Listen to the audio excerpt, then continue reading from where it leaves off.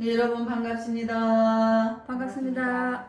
네, 오늘 이제 도노 본문이 이제 막바지에 있는데, 오늘 이제 수업으로 도노를 이제 마무리를 하고 하는 시간으로 스님이 이제 이어가도록 하겠습니다. 275페이지에 이제 전 시간에 이어서 보면 이제 불법이 새살피, 그러니까 새살피라는 건 이제 겉, 안, 중간 이제 이렇게 세 군데를 말하는 거예요. 불법이 그 세 가지 중에 있느냐, 겉에 있고 안에 있고 중간에 있고 이렇게 이제 표현을 할 수 있느냐, 이제 대사가 그걸 물었죠. 아니 어떤 사람이 물었죠. 근데 이제 대사가 대답했다. 현재는 형상이 없어서 밖에 있지도 않고 응용이 무궁하여 안에 있지도 않으며 중간에 머물 곳이 없나니 새 살피를 얻을 수 없다, 이렇게 말하는 거죠. 그러니까 우리가 불법이, 내가 내 안에 자신을 가만히 생각해 보면 나의 마음이라는 것이 내 마음 바깥에 있는 건가? 내 마음 안에 있는 건가? 내 마음 중간에 있는 건가? 이렇게 찾아보려 해도 상으로 없기 때문에 찾을 수가 없죠. 그렇지만 작용으로 있죠. 근데 그 작용이 내 마음 안에, 마음 바깥에, 중간에 어디에 있는지 그거를 그렇게 이제 물어보는 질문이 분별인 거예요. 그러니까 이제 대주스님이 새 살피를, 그 겉과 안, 중간 세 가지를 얻을 수 없다, 거기에 있다 없다를 이제 초월한 대답인 거예요. 그러니까 이제 그 질문한 사람이 말하는 거죠. 그 말씀이 퍽 혼돈스럽습니다. 기문기다, 아니면 아니다, 겉에 있다든지 중간에 있다든지 안쪽에 있다든지 이렇게 해줘야 되는데 자기는 혼돈스럽다고 이야기하죠. 그러니까 대주스님이 그대가 바야흐로 혼돈하다는 한마디를 할 때엔 안에 있는가 밖에 있는가, 근데 이 사람이 자기가 뭐 그걸 확실히 안 짚어주니까 혼돈스럽다 하니까 대주스님이 반대로 묻죠. 너가 그렇게 물었는 거를 혼돈스럽다고 생각하는 그것이 안에 있느냐 밖에 있느냐, 이렇게 반대로 반문을 하죠. 그러니까 질문한 사람이 제자는 더듬고 찾아도 안팎을 자취가 없습니다. 역시나 자기도 이제 그렇게 말을 하죠.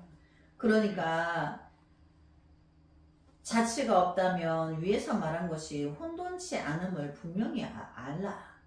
그러니까 자취가 없는 줄 알았는 게 이제 따로 분별해서 찾지 마라, 구하지 마라, 분별에 들지 마라. 그 자취가 없는 거를 그걸 세 가지로, 10가지로 나눌 필요가 없는 거잖아. 그래서 이제 정확한 대답을 해주시는 거죠. 자취가 없다면 너가 새 살피 안에 있느냐고 질문한 거에 대해서 자취가 없으니까, 너가 인증을 했으니까 이제 너가 혼동하지 않은 거니까 그렇게 알면 된다, 이제 이렇게 답을 정확하게 해줬죠. 그러니까 이 사람이 더 이상 이제 헷갈리지 않는다는 얘기예요. 그러니까 또 질문을 하죠. 어찌하여야 부처가 되겠습니까? 마음이 부처이니 이 마음으로 부처가 된다. 그러니까 마음이 부처라고 하는 거는 자기 안에 분별 작용이 신 거죠. 그래서 중생이 지옥에 들어가면 불성도 들어갑니까? 또 이렇게 묻죠.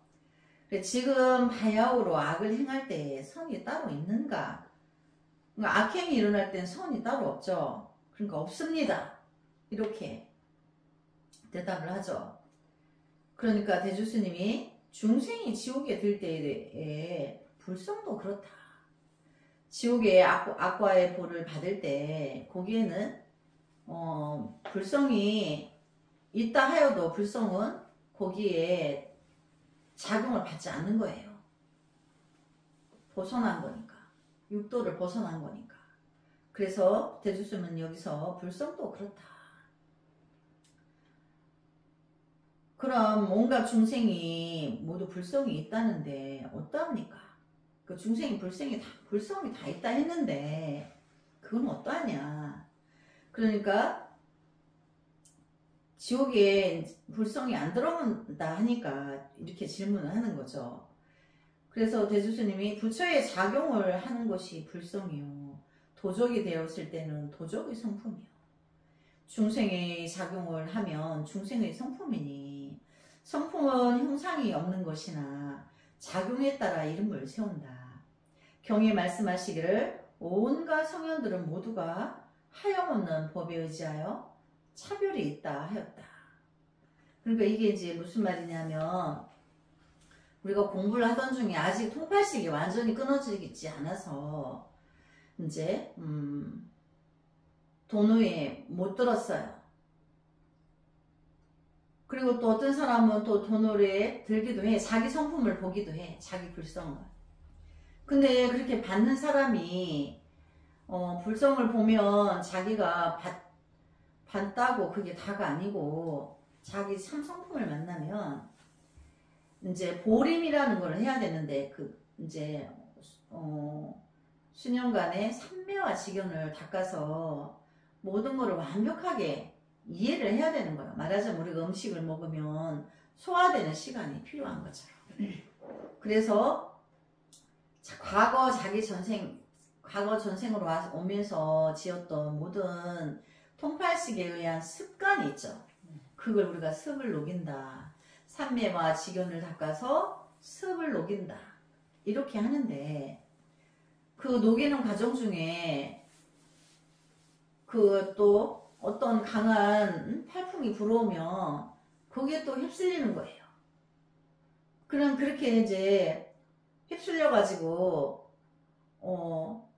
참 성품을 봤는데 삼매의 지견을 닦다가 자기가 어떤 거에 이제 휩쓸려 가지고 중생의 짓을 한 거예요. 그러면 그때는 부처라고 하는 게 아니죠. 중생이라고 하는 거죠. 그리고 또 그거 하다가 보니까 뭐 도적질인 줄 모르고 도적질을 했어. 그럼 이제 그게 도적질이 뭐냐? 부처님이 도적질이라고 한 거는 수행자가 아직 완전한 부처님의 진실한 도에 부합하지 못했는데 그런 도인 행세를 하는 거야. 그래가지고 그래 내가 너의 어떤 문제를 풀어줄 테니 네가 오늘 나에게 공양을 해봐라. 이렇게 이제 요구한다든지 이제 그걸 도적행위라고 하는 거예요. 그래서 여기서도 이렇게 말하죠.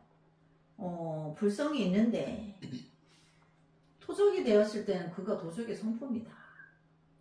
또 미혹한 어리석은 짓을 하면 분별에 들어가지고 휩쓸리면 또 중생이니 우리가 지금 현재 그렇잖아요. 본래 우리가 본래 성품이 부처인데 아직 못 봤기 때문에 이제 통팔식에 끄달려서 살잖아요. 그것이 이제 중생의 작용인 것처럼 부처의 성품으로 부처의 행을 했을 때는 부처고 도적의 행위를 했을 때는 도둑이고 어리석은 짓을 할 때는 중생이라는 거죠.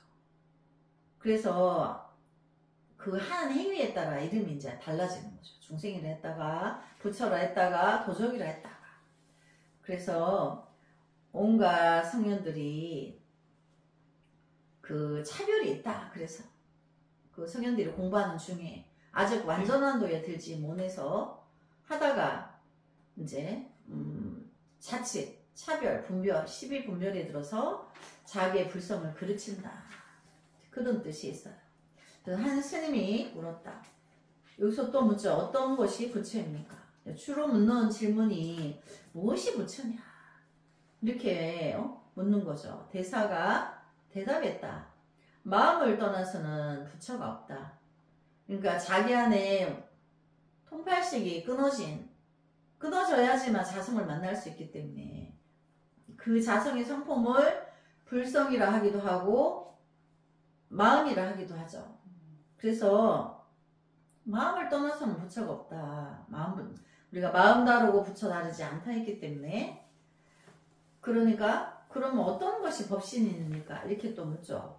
법신과 부처는 하나지 다른 게 아닌 거죠. 그러니까 마음이 법신이니 능히 만 가지 복을 내기 때문에 법계의 몸이라고도 한다. 기신론에 말씀하시기를 저 유명한 용수보살의 기신론이라는 게 있어요. 법이라는 것은 중생심을 이루는 말이니 이 마음에 의하여 마하연의 이치를 나타낸다 하셨다. 그러니까 법이라는 것은 우리가 중생계를 제법이라고 한다 그랬죠. 모든 정해진 산이다, 물이다, 바위다 이렇게 우리가 정해놓은 거를 그 모든 명칭을 갖고 있는데 또 모든 제법을 다른 말로 하면 명색이죠. 다 명칭을 갖고 있어요. 근데 그것도 중생들이 만들어서 붙인 거니까 중생심이라고 하는 거예요. 근데 이 마음에 의하여 마하연의 이치를 나타낸다 하셨다. 그러니까 자기가 그 천만 가지의 상을 내어서 이름을 만들어서 분별을 해서 분별하기 위한 명칭을, 그래서 명칭을 붙이는 거죠. 이제 마하연의 이치를 나타낸다. 그래서 중생이 또 그렇게 분별을 하긴 하지만 깨달은 불성에서 부처의 본성에서 보면 다 그것이 거대한 인연법에 의한 하나의 이제 그 하나로 이루어진 그 불성 안에 속해 있는 거다. 또 물었다. 무엇을 큰 경전이 작은 티끌 속에 들어있다고 합니까? 대사가 대답했다. 이제 여기 보면 우리가 도노 법문에 그게 있죠. 내가 통단이 되면 내가 경전이라고 그랬죠. 그래서 어떤 아라하님 법문에 보면 내 마음 안에 그 경전이 있는데 그 책과 그 필목이 필요 없다. 그러니까 따로 그런 거를 책을 외워서 가지고 있는 게 아니라는 걸 말하는 거예요. 지혜 자궁은 그때그때 응수하기 때문에 그 상황에 따라 응수해서 이제 그 지혜로서 8만 4천 가지의 중생의 미혹을 다 해결해 줄 수 있기 때문에 이제 경전이라고 하는 거예요. 그래서 큰 경전이 티끌은 이제 작은 걸 말하죠. 작은 티끌 속에 들어있다고 하느냐 이렇게 묻는 거죠. 자기가 아직 거기까지 안 가봤으니까 몰라서 묻는 거예요. 그런데 대사가 대답했다. 지혜가 경전이니. 그렇죠. 내 안에 불성이 또 지혜 자궁이라 하고 법신이라 하고 도노라 하고 하는데 그 지혜가 경전이니. 경에 말씀하시기를 큰 경전이 있어 부피가 삼천대천 세계와 같은데, 그러니까 그 지혜가 우주를 덮고도 남는다 그랬죠. 그래서 크기로는 그렇게 하지만 작기로는 너무 작아서 찾아볼 수가 없다. 그러니까 크기를 우주를 다 덮고도 남을 만큼의 크기는 얼만큼인지 잴 수가 없죠. 티끌이 작아서 얼마나 작은지 찾을 수가 없죠. 끝을. 그것과 그거는 하나의 뜻인 거죠. 어차피 크기를 크거나 작거나를 함량으로 할 수가 없어요. 그러니까 그런데 한 티끌 속에 들어있다. 삼천대천 세계와 같이 큰데 그는 우주법계를 말하는 거예요. 그런데 그것이 한 티끌 속에 들어있다 하였으니 한 티끌이란 한 생각의 티끌이다. 그러므로 한 생각의 티끌 속에서 항아사 개송을 연설내내고는 사람들이 알지 못할 뿐이다. 그러니까 내 마음 안에 불성이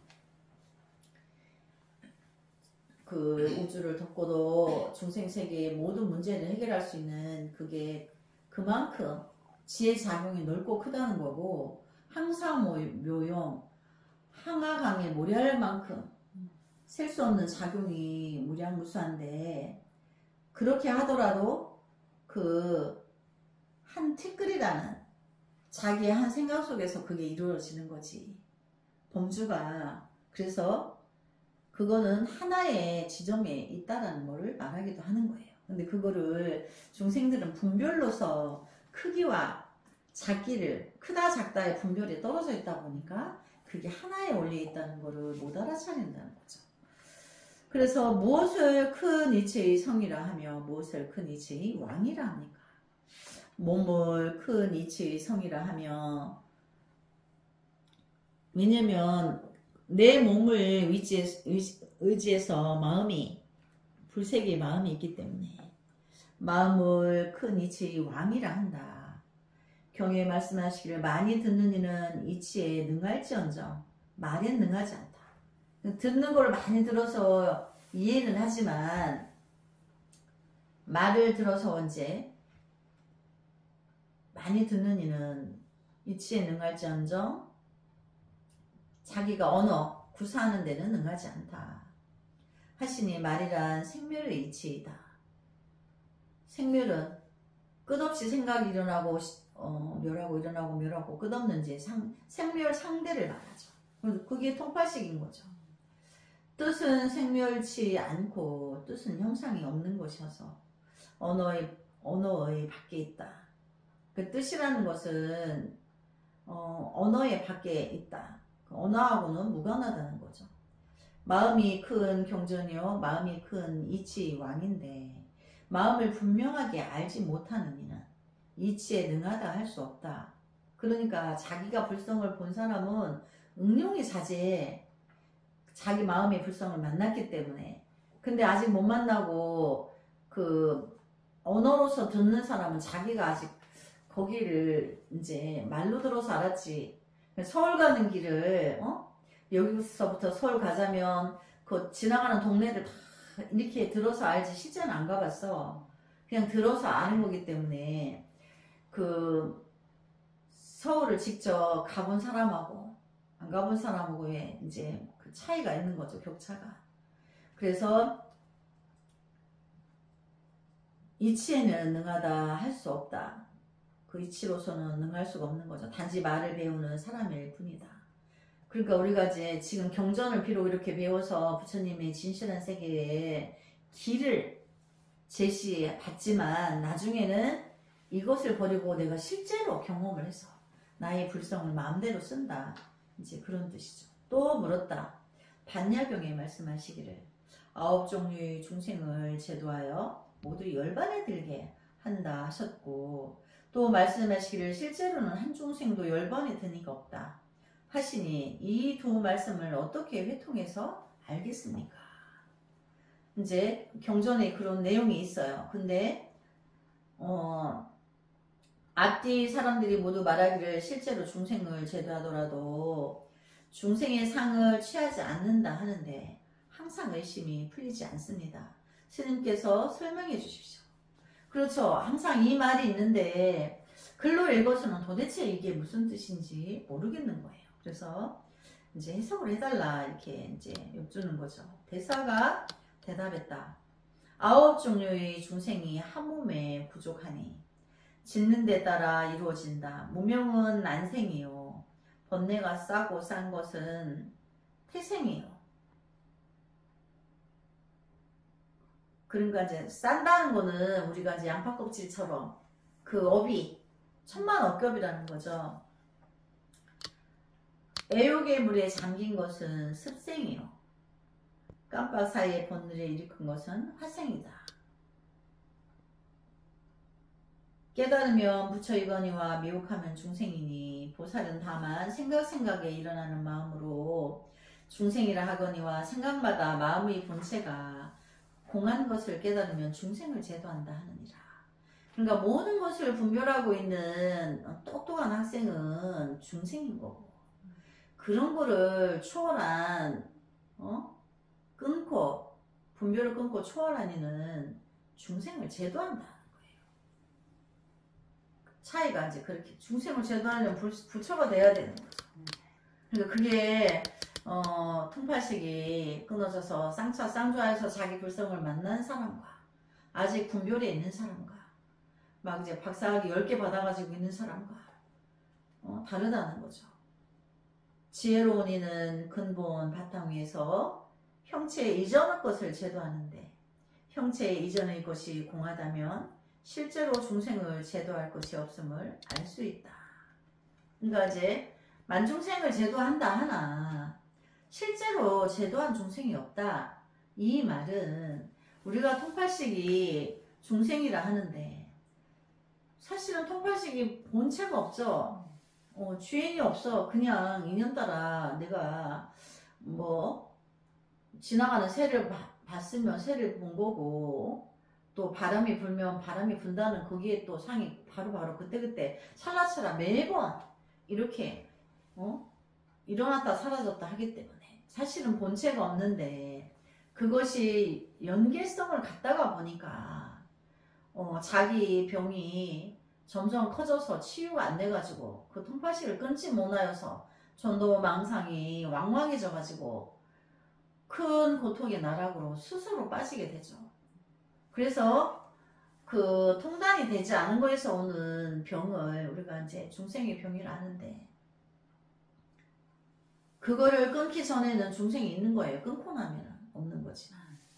그래서 이제 그 지혜로운 이는 근본 바탕 위에서 형체의 이전일 것을 제도하는데 그러면 근본 바탕은 불성인데 쌍차 쌍조 해서 불성이 일어났어요. 근데 불성을 보려면 쌍차 쌍조가 안 되면 못 보는 거죠. 그러니까 형체의 이전일 것을 제도한다. 근데 지혜 작용으로 불성이라는 지혜 작용으로 중생이라는 통팔식을 제도한다는 거예요. 근데 사실은 통팔식은 끝없는 분별의 작용이고 그것으로 중생이 고통의 나락으로 이제 떨어지는 것을 제도한다 하지만 사실은 그게 이제 연계성이 있어서 그런 거지만 중생 자체로 들여다보면 이따할 게 없는 거죠. 그래서 제도할 중생이 없다 이렇게 말할 뿐인 것이지 이제 본질은 불성에서 보면 중생이라는 것도 사실은 그 분별 작용이 구름처럼 그냥 그거에 따라서 인연에 따라서 구름이 동쪽으로 갔다 서쪽으로 갔다 뭐 모양 바꿔가면서 흘러가듯이 본체가 없어. 근데 이제 중생이 착각으로 그랬을 뿐인 것을 안다면 알아차리면 이미 거기를 따라가지 않기 때문에 그래서 이제 제도할 중생이 없다 이제 이렇게 한다는 거죠. 그래서 우리가 이제 불성의 본질에서 보는 거하고 못 본 자리에서 일어나는 작용하고 우리가 그거를 확연히 이제 공부를 하다 보면 그게 이해가 돼요. 그래서 이제 제도할 게 없다나 사실은 제도할 게 없어서 없다는 게 아니죠. 뭐 우리가 착각으로 통팔식을 끄달려 다니는 게 통팔식이 사실 있다 할 곳이 없으면서도 습에 의해서 자꾸 그거를 분별해서 살기 때문에 내 불법은 그걸 끊어서 너의 참 성품을 만나면 이제 거기에 끄달려 가지 않고 내가 이제 다음 생에 올 때 원생을 세우지 않는다면 법신으로 중생구제에 든다는 거죠. 그래서 또 한 스님이 물었다. 언어가 마음입니까? 또 이제 마음이 어딘지 마음이 부처라 하니까 부처가 이제 뭔지 알고 싶으니까 언어가 마음입니까? 또 이렇게 묻죠. 대사가 대답했다. 언어는 인연일지언정 마음은 아니다.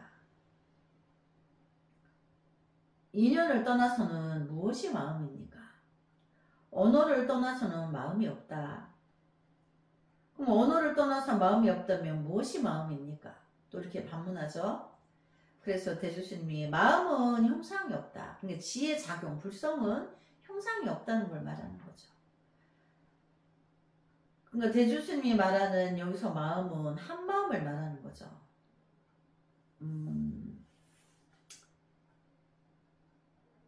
그래서 마음은 항상 다면하여 자유자재하게 응용한다. 그러니까 지혜 작용은 형체로는 없는데 어떤 미혹의 작용 앞에서 드러난다는 거죠. 그러니까 우리가 비유하자면 허공은 늘 아무것도 없이 비어져 있는데 허공이 비어져 있기 때문에 소나무가 동쪽으로 뻗었는지 서쪽으로 뻗었는지를 알아볼 수가 있죠. 우리 시야로 보기 전에, 내 눈이 보기 전에 이미 허공이 그 만상을 마음대로 드러나게 하죠. 그래서 이제 우리의 불성도 통팔식이 분별이 일어났을 때 바로 그 통팔식이 일어난 작용에 대해서 이제 평정을 한다는 거죠. 허공처럼 어떤 이제 상이 생겼을 때 중생의 작용이 드러난 곳에서는 언제라도 불성이 또 자기 참나를 본 사람은 스베어에 와서 또 미혹이 일어나지만 내가 분별이 일어났네 이렇게 알아차려서 이제 그거를 계속 끄달려가지 않는다는 거죠. 그래서 조사께서 말씀하시기를 마음이 마음이 아닌 줄 알면 비로소 마음 하는 법을 안다 하시니라. 그래서 이제 옛 조사께서 말씀하시기를 마음이 마음은 아닌 줄 알면, 여기서 마음이라고 하는 것은 중생의 작용으로 봤을 때, 통팔식의 작용으로 봤을 때 그 마음과 불성의 마음은 다른 거죠.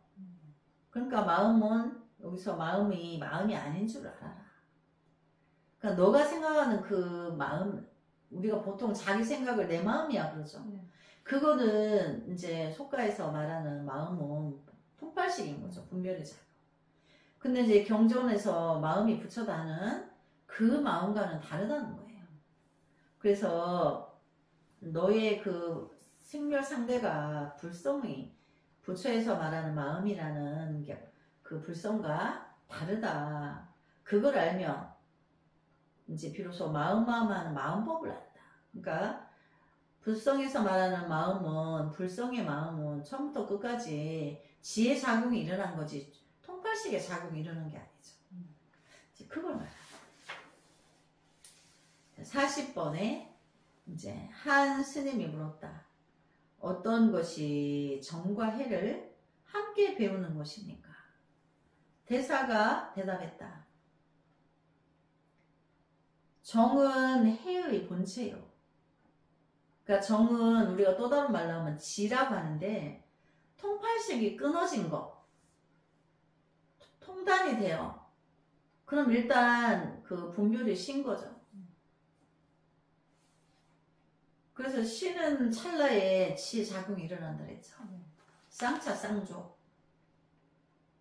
그러니까 해는, 지혜 작용은 그 정이 되는 찰나에, 공을 바닥에 힘고 내리치면 바닥을 치는 찰나에 튀어오르는 에너지가 있는 것처럼 이건 동시에 있는 거예요.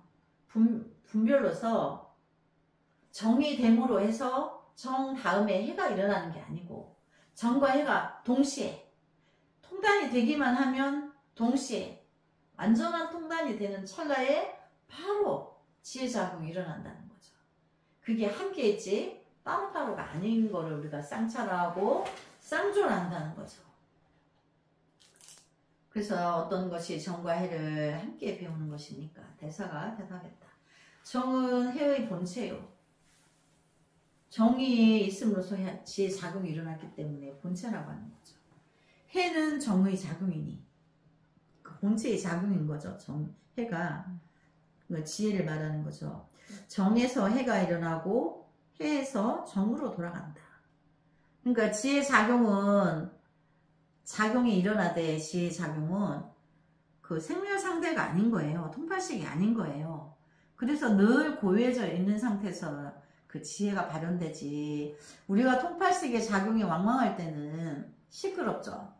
내가 뭘 하면서도 내가 옳다고 내가 열을 내며 하면서 불란스러운데 내 마음이 고요하지가 않아. 분별이 늘 있어서 막 화도 나고 거칠고 숨도 거칠어지고.